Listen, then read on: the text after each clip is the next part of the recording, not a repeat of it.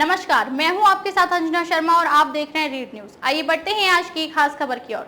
आपदा में भी प्रदेश कांग्रेस सरकार ने लोगों पर कुछ रहम नहीं किया। प्रदेश में सुख का नया दौर वैट बढ़ाकर शुरू किया गया है। केंद्रीय मंत्री अनुराग ठाकुर ने हमीरपुर संसदीय क्षेत्र के आपदा प्रभावित क्षेत्रों के दौरे के दौरान सुजानपुर के सचूही मीडिया कर्मियों से रूबरू होते हुए ये बात कही है।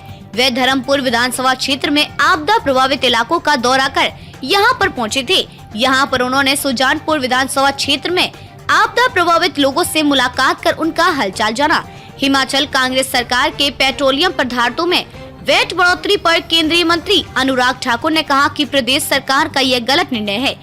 कांग्रेस सरकार को यह निर्णय वापस लेना चाहिए। आपदा के समय में जनता के ऊपर पहले से ही बोझ है। केंद्र सरकार ने एक नहीं बल्कि 2 दफा टैक्स में कमी की है, लेकिन गैर भाजपा शासित प्रदेश सरकारों ने कर लागू करके जनता पर अधिक बोझ डाला है। हिमाचल सरकार भी ये कार्य कर रही है। ये प्रदेश की जनता के साथ अन्याय है। प्रदेश कांग्रेस सरकार ने पहले संसाधनों को डिनोटिफाई किया और फिर कर्मचारियों को बाहर का रास्ता दिखाया। कांग्रेस के सत्ता में आने से प्रदेश में जनता का दुख बढ़ा है। सुख का कोई नया दौर नहीं है। केंद्रीय मंत्री अनुराग ठाकुर ने कहा कि प्रदेश भर में आई आपदा पर प्रदेश सरकार जल्द लोगों को राहत प्रदान करे। केंद्र सरकार की तरफ से 400 करोड़ से अधिक की सहायता हिमाचल को दी गई है। मुख्यमंत्री सुखविंदर सिंह सुक्खू की केंद्र सरकार से हिमाचल में आई त्रासदी को राष्ट्रीय आपदा घोषित करने की मांग पर केंद्रीय मंत्री अनुराग ठाकुर ने कहा कि 2008 में कांग्रेस सरकार के समय में राष्ट्रीय आपदा को लेकर क्या निर्णय हुआ था उसको पढ़ लेना चाहिए। प्रधानमंत्री नरेंद्र मोदी ने हमेशा हिमाचल प्रदेश को प्राथमिकता दी है और मोदी सरकार ने हिमाचल की आगे बढ़कर मदद की है। उन्होंने कहा कि प्रधानमंत्री के निर्देशों पर सभी नेता आगे बढ़कर कार्य कर रहे हैं। चंद्रयान 3 की लॉन्चिंग पर केंद्रीय मंत्री अनुराग ठाकुर ने कहा कि चंद्रयान 3 अपने आप में इतिहास रचेगा। भारत दुनिया के उन गिने चुने देशों में आता है जिन्होंने सोलर मिशन को आगे बढ़ाया है। चंद्रयान 2 में भी बहुत हद तक सफलता मिली थी, लेकिन चंद्रयान 3 से अधिक उम्मीदें हैं। भारत के वैज्ञानिकों ने दुनिया भर में भारत का नाम रोशन किया है। भारत के इस कदम से साइंस और टेक्नोलॉजी को देश में और अधिक बल मिलेगा। 2008 में कांग्रेस की सरकार के समय राष्ट्रीय आपदा को लेकर क्या निर्णय हुआ, एक बार जरा उसको पढ़ लेना चाहिए। और मैं इतना ही कहूंगा, हमने मदद हिमाचल की बार बार की है। मोदी जी ने हिमाचल को सदा प्राथमिकता दी है। विकास के प्रोजेक्ट तो दिए ही, लेकिन जब भी मदद की आवश्यकता पड़ी तो सबसे पहले आगे बढ़ चढ़कर मोदी जी की सरकार आई। मोदी जी ने स्वयं मुख्यमंत्री से बात की, हम सब लोगों को भी कहा, हम सब लोग भी फील्ड में हैं और हम सब प्रयास करें कि इसमें आपदा के समय इस संकट से निकालकर हिमाचल को लाया जाए। और जो भी मदद केंद्र सरकार से होगी हम वो कर रहे हैं।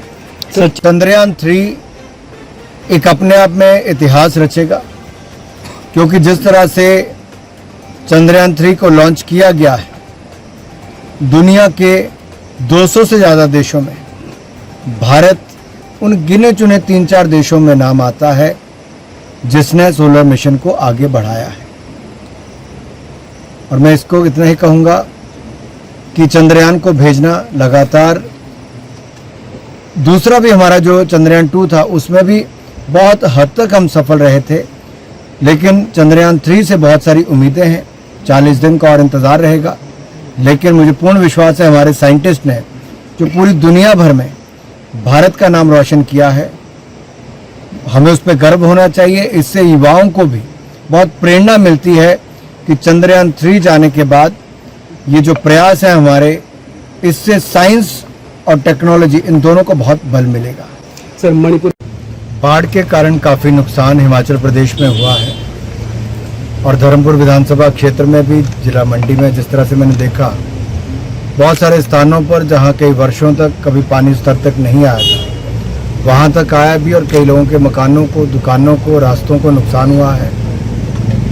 और जहां एक और हमारा निवेदन है राज्य की सरकार से कि जल्द सहायता राशि उन लोगों को दें जिन लोगों के घरों का नुकसान हुआ है या जिनके घरों को खतरा बना हुआ है। बहुत सारे घर ऐसे हैं जहां पर लाश से ढह गए हैं या फिर ऐसा है कि उनकी रिटेनिंग वॉल है ही नहीं। अब कहीं पे कुछ खतरा होता है तो उनका पूरा का पूरा घर जा सकता है। ITI जिस तरह से धर्मपुर में बन रहा था तो उसमें भी पूरा रिटेनिंग वॉल ही निकल गई है, नीचे घरों को खतरा खड़ा हुआ है। दूसरा, केंद्र सरकार की ओर से अब तक लगभग 400 करोड़ रुपए से ज़्यादा की सहायता हिमाचल प्रदेश की मोदी सरकार ने की है। इसके अलावा 13 बटालियनें NDRF की लगातार यहाँ पे काम कर रही थी। इंडियन एयरफोर्स के 2 हेलीकॉप्टर राज्य में लोगों की जान बचाने के लिए लगातार प्रयासरत हैं। जितनी मदद केंद्र सरकार की ओर से चाहिए थी, नेशनल फॉरेंसिक साइंस यूनिवर्सिटी के लोगों के माध्यम से वो भी यहाँ पर आए हैं। जो मांगा वो देने का कार्य किया है। हम चाहते हैं कि राज्य की सरकार भी तेज गति के साथ लोगों के जो सड़कों का नुकसान हुआ उसको जल्द से जल्द ठीक करवाए और जिनके घरों का नुकसान हुआ उनको जल्द से जल्द सहायता राशि दे, क्योंकि केंद्र की ओर से पैसा हमने भेजा है।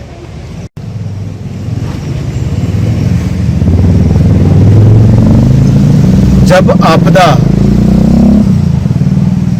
एक तरफ से आप देखें मौसम खराबी के कारण जो आपदा पूरे प्रदेश में आई, तो उस पे भी सरकार ने कुछ रहम नहीं किया। ये सुख का नया दौर वैट बढ़ाकर है कि जनता के ऊपर पहले ही बोझ था, अब 3 रुपए अगर वैट में बढ़ जाते हैं तो उससे और नुकसान होता है। ये केवल पेट्रोल और डीजल के दाम नहीं बढ़ते, इससे पूरे महंगाई को बढ़ावा मिलता है। ये राज्य की सरकार के द्वारा उठाया गया एक गलत कदम है जिसको शीघ्र वापस लेना चाहिए। जनता के हित में ये जो वैट में बढ़ोतरी की है इसको वापस लिया जाए और आम जनता पर बोझ ना डाला जाए। एक और तो केंद्र की सरकार ने एक बार ने 2 बार टैक्सेस में कमी की कि देश भर के लोगों को राहत मिले, लेकिन जहां गैर भाजपा शासित सरकारें हैं वहां पर लगातार वैट को बढ़ाया गया और आम जनता पर बोझ डाला गया। अगर आप होलसेल प्राइस इंडेक्स देखेंगे WPI, अगर आज तक का सबसे कम रहा तो आजकल चल रहा है। ये केंद्र की सरकार के प्रयासों के कारण हुआ, लेकिन कुछ राज्य ऐसे हैं जहां पर वैट को बढ़ाकर, लोकल टैक्सेस को बढ़ाकर आम जनता पर बोझ डाला जाता है। उनमें से एक हिमाचल प्रदेश है। जो जनता के साथ हो रहा है वो अन्याय है। पहले इंस्टीट्यूट्स को बंद किया गया, फिर लोगों को राहत नहीं दी गई।